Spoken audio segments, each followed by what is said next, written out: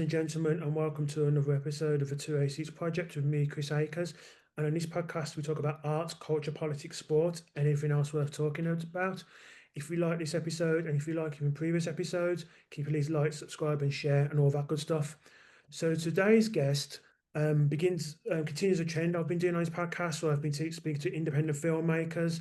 I even interviewed an independent producer as well. Just because that's an interest of mine, like independent film, I like the imagination of it. And there's some real good talent coming through. And this director, I just watched her latest film, Frewaka, which I thought was excellent. It's a horror, but it's a lot more in depth than just a bog standard horror, which I'll get into. She's also done, correct me if I'm wrong, The Devil's Doorway. Is that Yeah, correct? Another that's one right. there, which we'll talk about that film as well. Her name's Aislinn Clarke, and she's here to talk to me now. Hello, Ashley.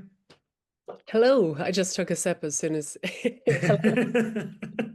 That's fine. That's perfectly fine. So we will talk about the two films that you have directed, how they came to be and whatnot.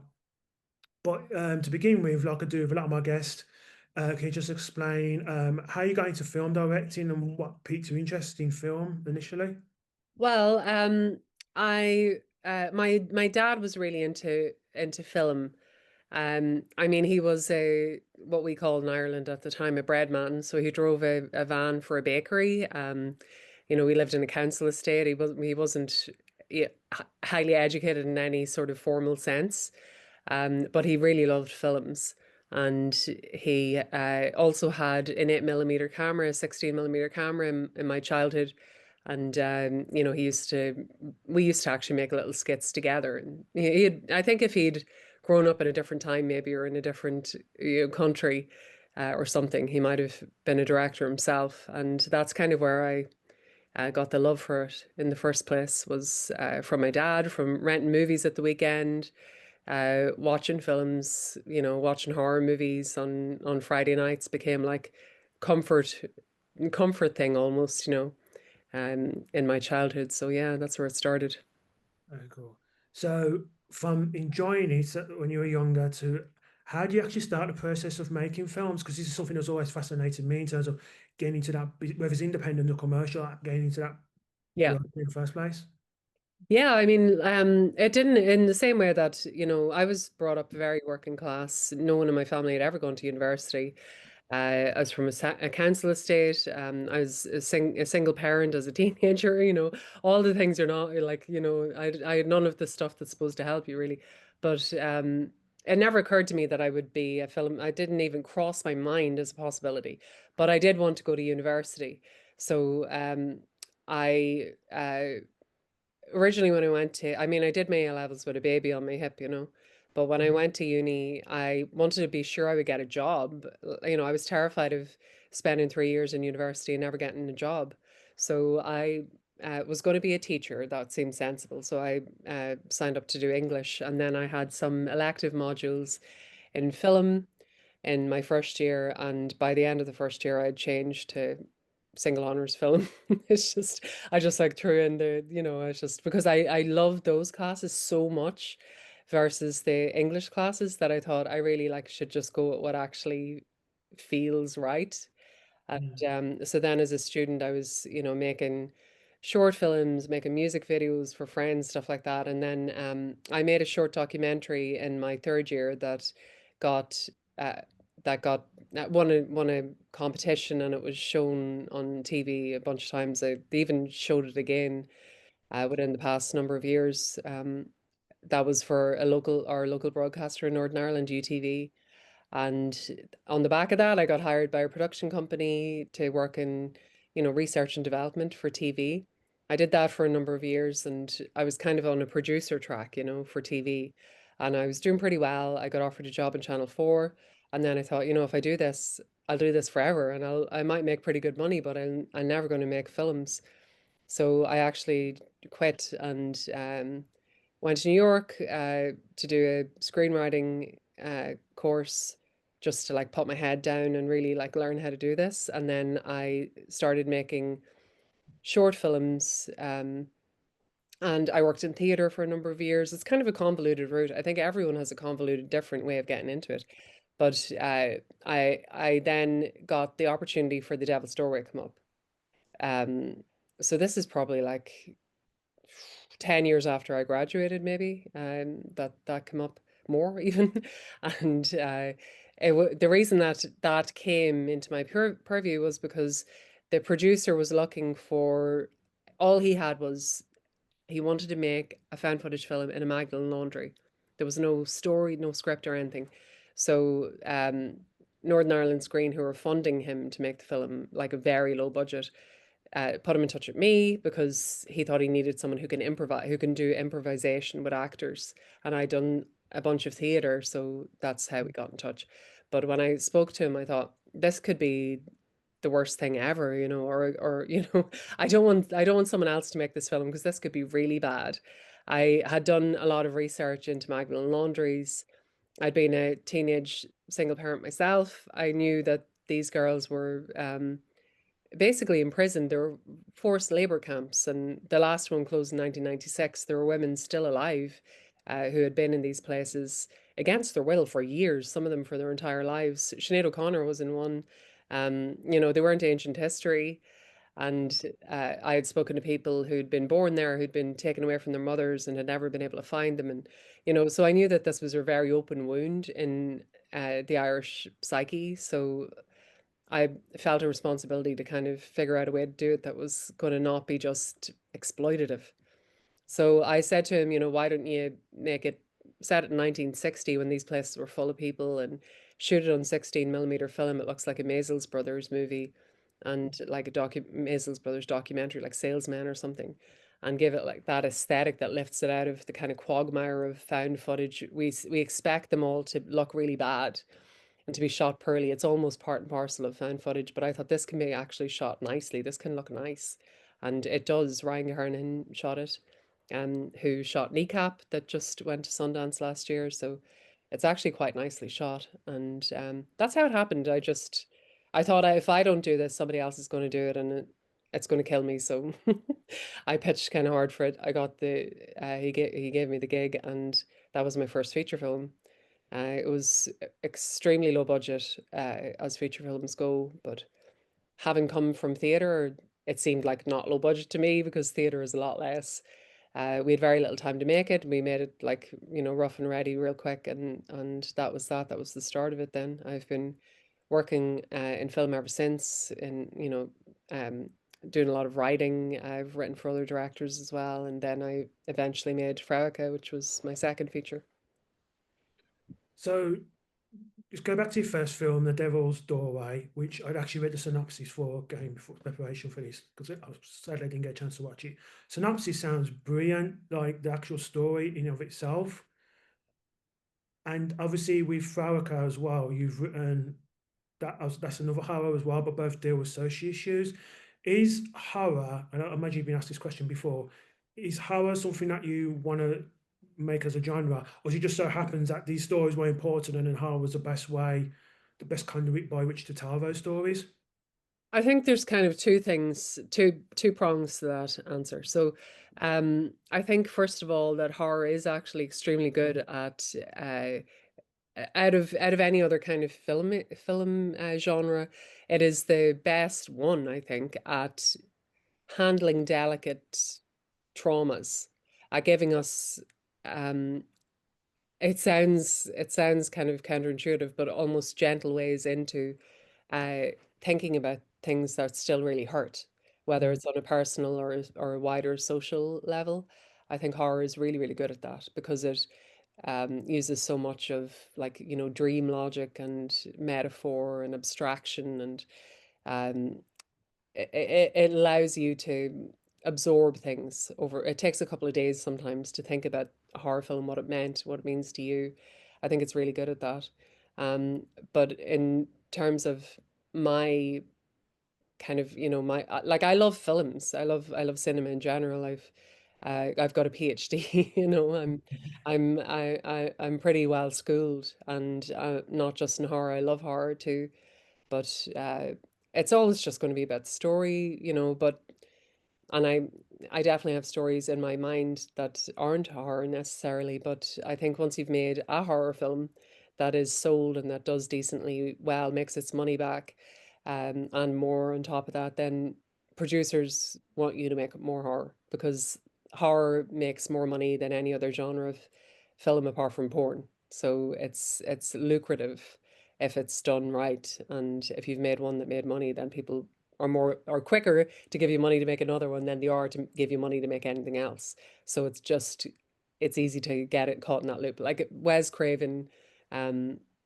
I understand was caught, kind of felt frustrated by being caught in the loop of horror. And then he did make a drama, Music of the Heart, which actually was nominated for a number of Academy Awards in the early 90s, but he never really managed to make a niche for himself outside of that. So Yeah, yeah, it's a tricky one to navigate. yeah, indeed it is. Again, just going back to the first film, Devil's Doorway. It, I mean, I obviously over this side of a pan, like obviously I've heard of what happened there, but I imagine obviously I don't know if you got the same coverage as you did in Ireland. It must have been. It sounds something that was very obviously fulfilling because you want to tell this story, but as a subject matter, it seems very draining as well. The fact that what these ladies went through, obviously you can relate it with your own life because obviously in terms of teenage pregnancy as well.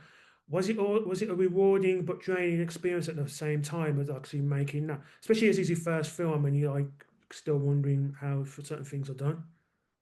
Well, thing is that making a film is always like it's like 40 days in the desert or something, it's always really tough in very different ways. So both of the films were really tough in different ways. And The Devil's Doorway, I think the thing is that my dad actually died just weeks before we went into pre-production on that film. He was still alive when I got the gig in the first place, but it was only from my first meeting with the producer to having the whole thing shot was months. It was a few months. My dad died in the middle of that, so I was kind of it was definitely going to be draining, but actually it was kind of the way it's good to be busy, like to have something to work on at a time like that. So I kind of really just dove into it, and I felt so strongly about these places. And actually, I'd first heard about them from my father, because as I said, he drove a van for a bakery. He was a bread delivery man, and his entire life, from he was 13 years of age, he started on a bicycle, and he had the same route his entire life. So he always delivered to the convent, which happened to be a Magdalene Laundry, until I don't know, I think it closed in the late 80s. And I remember him coming home. I would get up very early on a Saturday morning to watch cartoons, and he would be out from 5 a.m. and he would come home at about 7, and he would give me every Saturday a chicken sandwich that the nuns in the convent made for me. I don't know why they did this, but that was something that they did, and they would send home with him. But I also remember him talking about that place, how like I would overhear him talking to my mother about it, how much he hated going there, and that room where the girls he had to walk through where they were doing the laundry, and it was like I remember the description like a white hot hell. There was huge windows, sun streaming in, but there's moisture dripping off the ceiling and the walls, and there's puddles on the floor, and the girls are red and sweating, and they're carding all this big heavy laundry, and it's just like slavery. It was horrible. um, and I mean, it literally was actually slavery, because they weren't paid, and they were forced to work there, and the church made money off their backs. So my whole life I'd been aware of them. And so I felt kind of like a sense of purpose, I suppose, as well. It was hard, but I was grateful to have something to do at the time making the film, because of my dad just died. And I felt like it was important in a way, So yeah, it's kind of tricky. And then I mean, like, I actually really enjoyed that shoot. It was like, I had a really good time making that film. It was more difficult in post-production, whereas Frewaka was really tough in the shoot, and then it was the post-production was easier. It's like every film comes with its own challenges, and you learn different things. When it comes to actors, for both films, how did you manage to find the actors? Did you do any headhunting because of your theatre background? Was it auditions? Like, how did that come about, getting the actual cast together? For The Devil's Doorway, it was mostly theater, kind of, what I knew. Carla Strong, actually, who was the casting director for Game of Thrones and loads of other stuff. She's got a couple of Emmys, but um, she helped us out with the casting. But the main roles, like Lawler Roddy, who plays Father Thomas, he's absolutely brilliant. Mostly at that point, it was mostly theatre that he'd done, and extremely well known here in Ireland as a theatre actor. And he's extremely good, unbelievably good, a really, really good actor. And then Kieran Flynn, who plays the other priest, Father John, I knew from theatre as well. Helena, also who plays the Mother Superior, I knew from theatre. So that was kind of a scramble, like to because everything was so quick. But then Lauren Coe, who plays Kathleen, the girl who's possessed, she came via, like, Carla Strong gave us that contact, I think. And actually, I cast her while I was already shooting, and we only shot for 15 days, so it wasn't a very long shoot. But I remember Lauren reading for me after everybody else had gone home, and we're in the actual set. It was freezing cold. It was like nighttime. Yeah. So uh, and then with Frewaka, Claire Monley, who plays the lead role, she'd had a smaller role in a film that I'd written for another director called Dinnan, which is another Irish language film. And so I knew her from that, and she was kind of cast really early on. And then Breege, who plays Peg, originally that was supposed to be Breege Brennan, um, and who was in like Dancing at Lunasa and Ghostwatch. If they're horror fans, she's in Ghostwatch. But then she had a clash, like there was a scheduling conflict. So Breege put me in touch with her friend Breege, the bro called Breege, Breege and Enochton, and that was a lot easier than it should have been because Ireland's a small place. There's only so many actors. There are even fewer that can speak Irish. So I thought it was going to be hard, but actually it was way easier than it should have been to cast that film. I was going to ask you about the language in Frewaka because when I started watching it, I didn't realise it was going to be Irish Gaelic. Mm. And there's one scene, I think it's the first scene where they start speaking Irish Gaelic. And because I wasn't aware, it actually didn't click in my mind that that's what they're actually speaking because I was more focused on the actors and their movements and whatnot. And it was a weird feeling. I actually figured out what they were saying, even though it was a completely different language, because their acting was that good. And it took me a couple of minutes to, oh, they're speaking another language and so on and so forth. So that's a testament to the actors. But in terms of the language, why did you decide to film in that particular language? In particular language? Well, first of all, I was brought up with speaking Irish. And again, it's like, my dad was huge into Irish language and the preservation of it and making sure that we would know how to speak it. Um, because, our ancestors not that far back in the 1800s were violently forced not to speak Irish language. So he was really into keeping it up. And I was educated all Irish my entire life, right through, right up to when I did my A levels. Um, and that's just something that's like part of my life. It's not something I ever really incorporated into my film stuff until I wrote Dinnan for that film that Claire Monley was in for a director I know called Damien McCann. And that came about just because Ryan Kernahan, who had shot The Devil's Doorway, is friends with Damien, and he knew I could speak Irish, and he knew that Damien was he wanted to make his first feature, and he was looking for someone who could write. That's how that happened. And then because of that, uh, the producer of that film came to me and said, Aisling, would you like to write and direct an Irish language horror film? And it was because our Irish language broadcaster, TG Carr, have a scheme. They've been running for a few years, not that long, called Cine Cahir, where they fund feature films in the Irish language that they make for the international market. And so one of those, there's only a handful. One of them is The Quiet Girl that was nominated for an Oscar. It was made the year before Frewaka. So it's a really good, like, focused scheme with, 1.2 million budget, which is which is low budget in movies, but it was a lot more than I'd had previously. Mm. So I didn't want to do it though cynically. I didn't want to just like take some script I had and translate it into Irish. I wanted it to have a good reason to be in Irish. So yeah, that's sort of how Frewaka came about. I didn't say yes right away. I thought about it, and then I come up with the story, which is kind of like for me, it's sort of about it's my very subjective take on Ireland, Irishness, where we are now, generational trauma, sort of inherited grief, kind of. That's how that happened. Yeah, it's also interesting the relationship between the two main characters in terms of being the carer and the person she's caring for.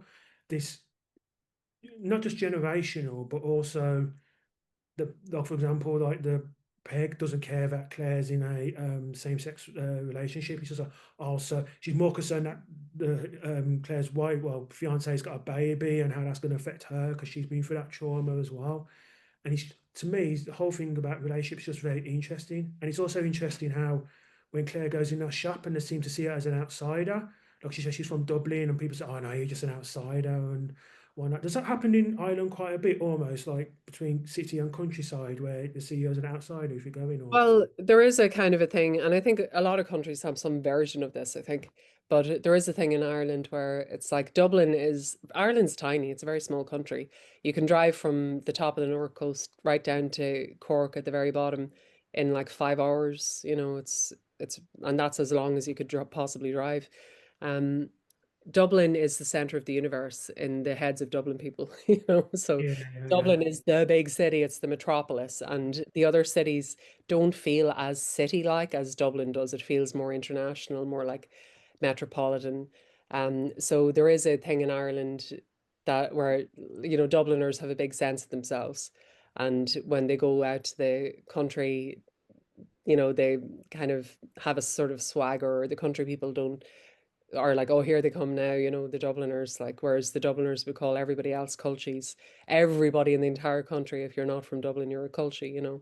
So there is this sort of kind of slight rivalry. And every small town or village in Ireland has this sense of suspicion of anyone coming in, even if they're only from two villages over. Like it's, you know, who's he like coming? You know, I moved with my family to the house my mother still lives in now, when I was 15, and that was because my grandmother died. And my mother's house, it's a farmhouse, you know. But my family, her family, had lived in it for 400 years. The same people had lived in that house. So we had to kind of move in when my grandmother died. You couldn't let someone else move in there, you know. And but still the people in the village called us blow-ins. Like we were, you know, when it's like yeah. our people have been here for 400 years, you know. So yeah, there is a weird kind of it's a bit like in what do you call it? American Werewolf in London, you know, they walk into the pub and all the music stops and everyone's like, who's that? You know, it's a bit like that. But I think you get versions of that in a lot of places. Yeah, indeed. Where did you find a house in Frewaka? It's just such a nice house where Peg lives, like that location. And correct me if I'm wrong, didn't I read correctly that the only thing you changed about it was the red doors and everything else kept the same? Well, I mean, we did set stuff like dressed rooms, but we didn't in terms of like any set building or anything like that. The only thing we built was the red door. But we did dress rooms, but we there was a lot of space that we didn't have to do much to. Like the kitchen, we didn't do very much to at all because it already and it's so like lived in and textured. We didn't really do that much to the kitchen. Um, and some of the other spaces. It is an old house in the middle of the forest around the border, not far from where my mother lives, actually, but that's totally coincidental. The producer, who didn't really know where I was actually from in terms of, you know, in Ireland exactly, uh, we were looking at a different part of the country altogether. You know, that's what we'd been talking about. And then he messaged me one day and said, oh, someone told me about this house. We should go and see it. And as soon as I saw it, I was like, I know that house, and I couldn't really place it. And it was very weird. And I was walking around the house and I was thinking, where this is like mad deja vu. And it's owned by this man who's in his 90s and his son. And I was speaking to the son who's in his 50s, and I was like, I have been in this house. And it's like this weird feeling.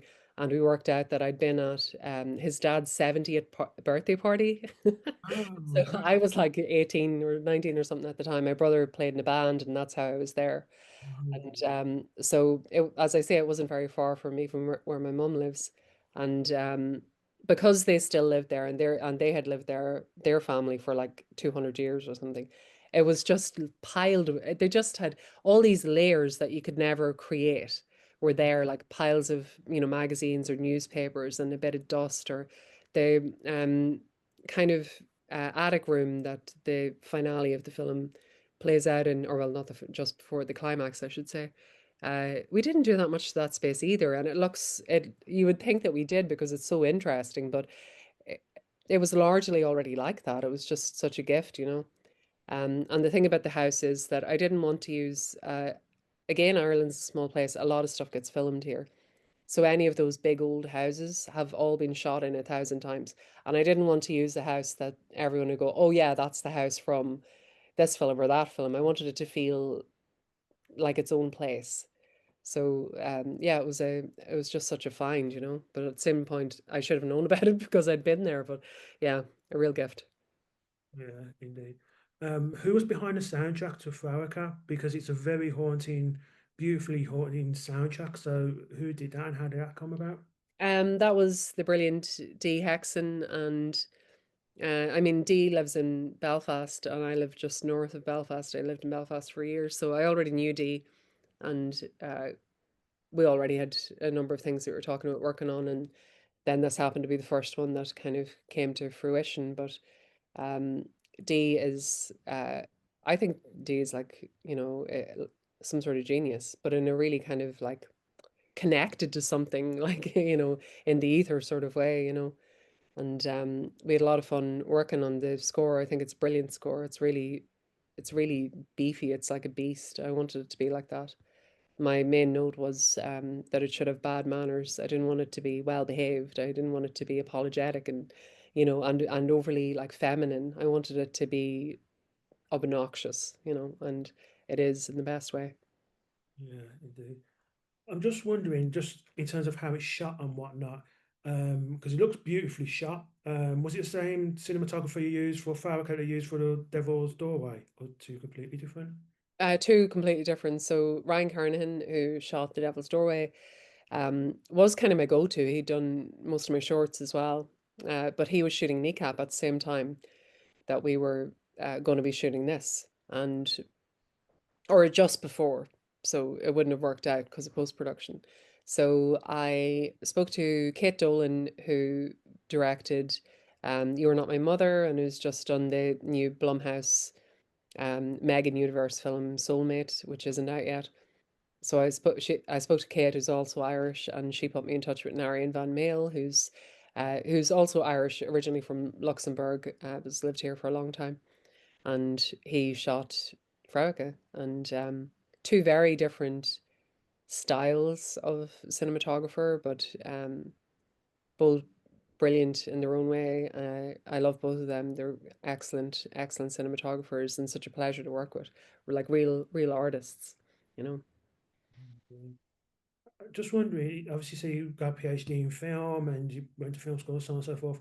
Were there any particular directors that really influenced you in terms of how you want to portray or do like film a movie? Um, I mean, yeah, like so many.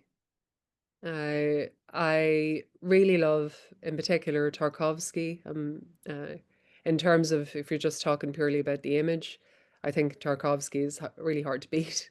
Mhm. Such beautiful, elegant cinematography in his films, and I also really like Polanski, and I know that he's kind of, you know, a problematic figure in this day and age, but um, I think he's a really great filmmaker, though. I think Rosemary's Baby is just a magnificent film. Mhm. Such a subtle, elegant, quiet film that just allows the dread to. I don't think they would let you make a film like that today, a horror film, unfortunately. But I think it's really, really beautiful. Who else? I mean, I did a dissertation on Godar. I don't think Godar comes out, not that not that I'm consciously aware of. Um, and then, I mean, like every film, then I'll be thinking about different directors and new things, depending on what I think this film needs or wants, or what other films it might be kind of uh, in conversation with in one way or another, like but they don't always actually come out in the eventual film. It's a process of evolution. But I remember talking to Narian about Bergman when we were developing, in pre-production for Frewaka, in terms of how the two characters are shot a lot of the time, and both in the frame, but not mirroring each other.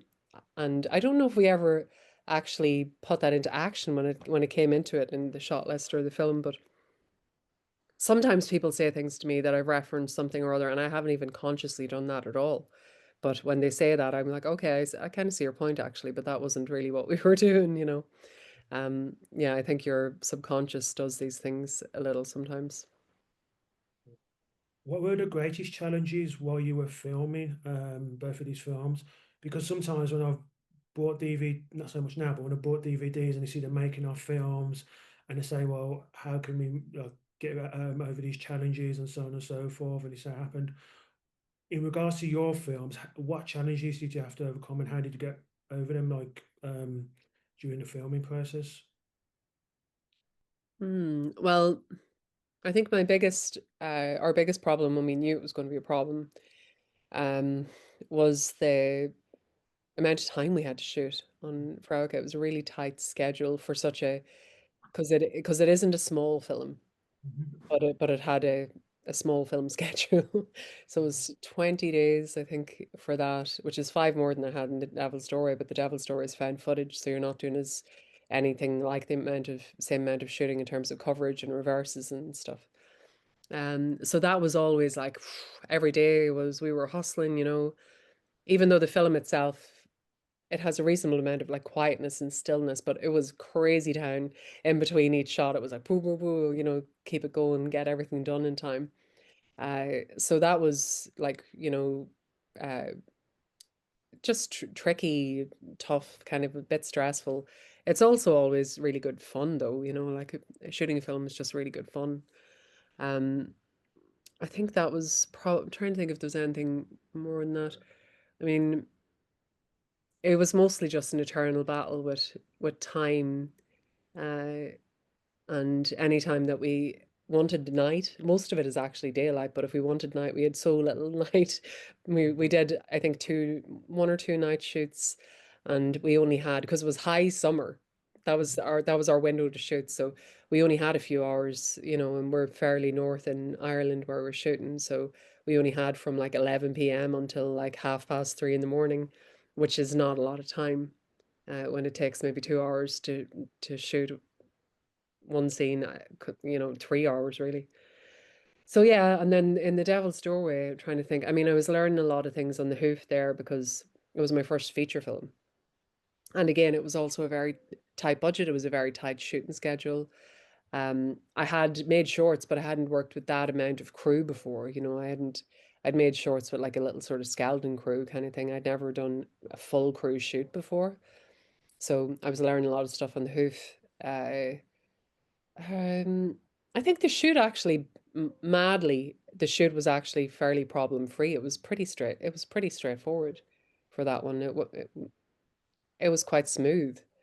Um, when there should have been more problems. I think the biggest thing for me was actually stunts. So it has some stunts, and I just felt this massive weight of responsibility for the actor for Lauren Cole playing Kathleen, who's doing any of the stunts, and just how like I just was so fearful that in case anything would go wrong. I mean, we had proper safety protocol and everything, but it was my first time dealing with something like that, and I was terrified that something would go wrong. But it didn't. It was fine. Yeah. So how does that work with stunts then? Because obviously the money you received to make the film, if it was a big blockbuster, probably the stunts might be bigger, but you'd have insurance to back you up as well. So how would it work with the Devil's Doorway doing the stunts there? Because obviously you've got to be very, very safe, but then if something goes wrong, would you have had the budget to like ensure that? Yeah, That we would had to. We had the budget. We had to have the budget to insure it. uh, It had to be insured. And in fact, I think a hefty amount of the budget went for insurance in general, as it often tends to do on smaller budget films. But we wouldn't have been, we were financed by Northern Ireland Screen, which is our film finance body in Northern Ireland. And you simply have to. There's no way around it. And you wouldn't want to go around it anyway. But yeah, no, it was fully insured. okay, okay. So what's next for you now? I heard you doing a film with Paramount, is that correct? I have a project with Paramount. Yeah. I mean, in terms of what's going to be my next film, I wish to God I only knew.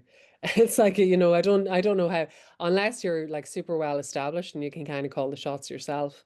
Um, no indie director like really knows, or most of them don't really know. I've got a number of projects. I've got some that look more like they'll be the one to go than others. And I just don't know, because it's a case of all the different pieces of financing coming together, and a lot of different moving parts. And then if you suddenly get some big hit on casting or something, then this one goes before. I honestly don't know, and I wish I did, but I think probably I will be shooting something next year, and I think it's uh, possibly going to be a project that I have with the people who've been doing Oz Perkins films for the past while. I have something with them, and it looks like that might be the next one. If I was a betting woman, I'll touch wood. I think that might be the next one. Does it get easier to get the finance for films, independent films, now that you've done two and both of them being critically acclaimed, or is it just as hard to? No, it does get easier. Yeah, like the budget for The Devil's Doorway was like 230,000, and the budget for Frewaka was 1.2. So you just get a bit more each time, and then people are a bit more encouraged that you can deliver the goods, that you haven't done a flop. So yeah, it does get easier. Yeah. Does that bring less control? So if you get a bigger budget, then they'll start saying, well, we want our money back, so why didn't you have this actor in or famous actor? Do you know what I mean? Like, does it bring less It control? depends. I mean, it depends. If you're doing something like Frewaka, which I did for TG Carr, it's their main interest is in the Irish language. That's the whole reason why the broadcaster exists. So they actually give us a fair amount of leeway with everything. But if you're making a studio film, and I mean everybody knows this gets talked about a lot, there's a lot more oversight, there's a lot more uh, control from the studio, you know.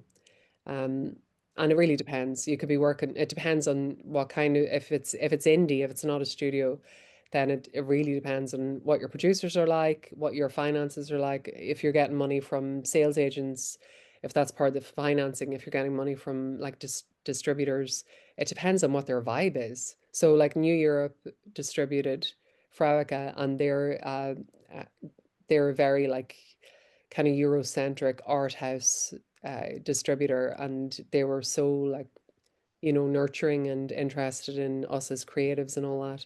Whereas some other distributors are far more trying to get you to put in a bunch of jump scares or something. So it just totally depends. You talked before about how ours a small country, but has a lot of filming that takes place there. So from that side of things, it's healthy. But in regards to screenwriters and directors like yourself, is that a part of like, the Irish film industry that's getting like healthier over time? Because based on just what you said, it seems to be growing a little bit over time. Well, when I was a film student, which is one of the reasons why it was kind of stupid for me it worked out okay, but to do single honors film if I wanted to get a job, there was no industry here. So Mm. Ireland is a historically very poor country. It was literally a third world country until well into the 50s. Um, we didn't have an infrastructure for film. There was nothing being shot here. So therefore there were no post-production facilities. There were no on-the-ground crew trained up, all that stuff. When I was a film student, there was nothing really. But then Northern Ireland Screen started. they did a really good job actually at getting productions like Game of Thrones. Large amounts of the whole 10 seasons were shot here in Northern Ireland. Like when you get off the airport, it says "Welcome to Westeros," you know. And I actually never really watched Game of Thrones, but that show changed my life actually because it meant that we had previously people like Ryan, who shot The Devil's Doorway, would have to leave this country and go to London, go to the States if they wanted to work as a cinematographer. Like Seamus McGarvey, who's won uh, more than one Oscar, I believe, is from Northern Ireland, but he lives in Italy now, but he lived in LA for years. He wasn't shooting films in Northern Ireland, you know. We didn't have that bedrock of people here who could make films, who had all of the facilities and the infrastructure. So when I was making my short films and people like Ryan were in between shooting things like Game of Thrones, they'd shoot my film, you know, or someone else's film, and all of this really fed the grassroots of the filmmaking, the you know, like Indigenous Irish filmmaking community, and as a result, it's just completely changed the face of it. So now we have world-class post-production studios. We have world-class crew that work on massive American productions for like Netflix and HBO and everything. And so much stuff has been shot here that it's really limber, and um, it's it's extremely possible to shoot your film here. Actually, more so than it is in the States at the minute. It's actually really hard to shoot in the States right now, and a lot of them are shooting here for that reason, or shooting in the UK or elsewhere in Europe. So it's a good time, and everything has changed. Yeah, it's obviously it depends what state you're in, but yeah, generally speaking, they are struggling, like I say, because of tax and whatnot, and so on and so forth. And I think it's a good time for like Irish films, especially Irish films in their native language, to be going through, because that seems to be happening now. Like cinema seems to be a lot more international over the last 20, 25 years than it ever has been. It always has been with people like Milos Forman before he came to America, and Igor Berman, you mentioned. But it seems a good time for like in other languages that people don't know about to be their films to be showcased and that. So I hope it continues because there's some really interesting work out there. Yeah, I think there is, and it's like when it comes to horror, the horror audience has always been totally fine with subtitles and foreign language. Uh, if we're saying foreign language is not English, you know, so like Spanish films, Korean films, you know, Japanese, Italian, whatever. So I think making a film in Irish, they don't care. They just want more content. They're so loyal to the genre and they just want more of it. And if it's good, they don't care if it's got subtitles. So yeah, but I think with streaming, it's completely changed the kind of landscape of how movies are consumed and how they're imagined. So there's a lot more, it's a lot more international across the board now. And I think, you know, America is having a bit of a downturn in its own movie business. So, um, which is kind of sad. Like, you know, I was in LA earlier this year and things are kind of quiet there in terms of actual shooting happening. And it's sad to see crew without work who've always had work and lived there their whole lives. And it's just sad to see like the Hollywood sign, you know, the dream machine of LA that's just kind of got a nostalgic ring for all of us that love movies. To think that that could not be the home of films, the Dream Factory, is a bit sad, but maybe it'll pick up again. Fingers crossed. Fingers crossed indeed. Ashleen, it's been an absolute pleasure talking to you. I say this without any pretentiousness, but I'm a writer myself, writing scripts and whatnot. So it's always interesting to hear from other directors and producers and their experiences as well. And I'll just wish all of them and yourself is just the very best of luck in your career and your career in terms of development and growing your getting your name out there and getting bigger budgets for films as well. So much respect to you and thank you for coming onto the podcast. Thank you so much, Chris. It was really nice chatting to you. Thank you very much. You take care.